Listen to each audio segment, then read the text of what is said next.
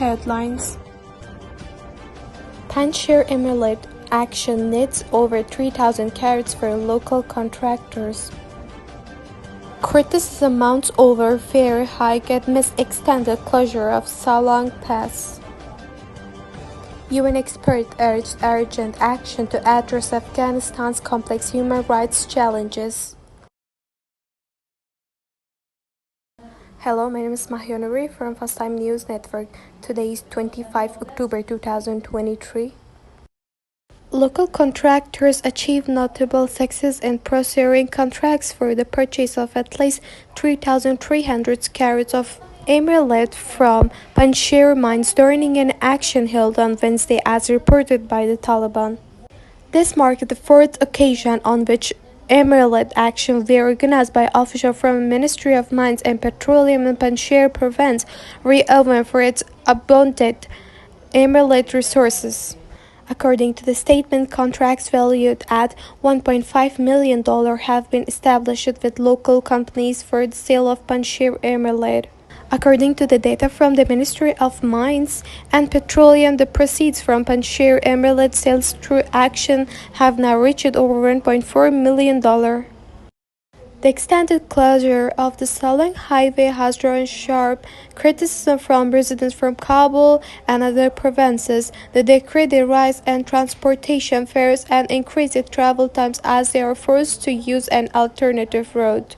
Approximately 2 months ago, the Taliban announced a temporary closure of Salang Pass, a vital segment of main highway linking Kabul to northern province. The closure amid the reconstruction efforts to repair tunnels and routes that have endured multiple refurbishments but suffered damage due to heavy traffic and subpar construction.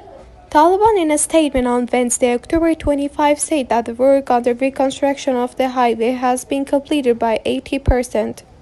During this closure, drivers have been directed to utilize the Sheber-Khavak route, rugged terrain and longer journey compared to Salang Pass.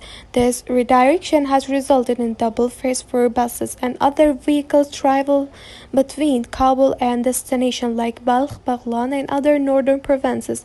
The fare for one person in 5-seat vehicles, which previously stood at $700 $10, has surged to 1,400 $20, rendering it unaffordable for many. Afghanistan is confronting a multifaceted array of human rights challenges, necessitating immediate redress, according to the United Nations Special Rapporteur for Human Rights in Afghanistan, Richard Bennett.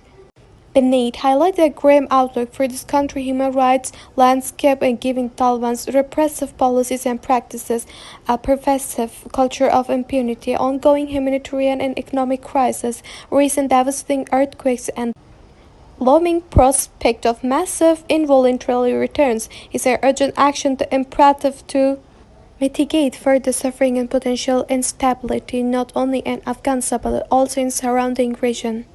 The special report presented to the General Assembly underscored the severe impact of recent earthquakes on already vulnerable communities in Herat and called on the international community to offer essential assistance.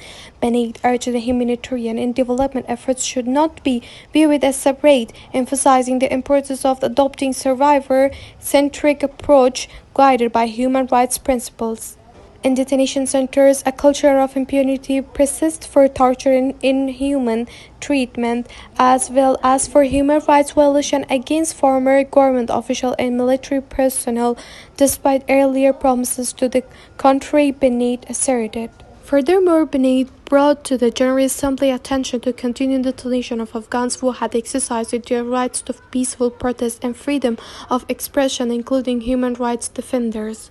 Numerous groups of Afghans have expressed their apprehension to me that the international community is moving towards the normalization of the situation and sidelining their human rights concerns in favor of broader geopolitical interests. Bennett stated, "It's my hope that member states can prove them wrong by firmly advocating for human rights and supporting Afghan women and girls."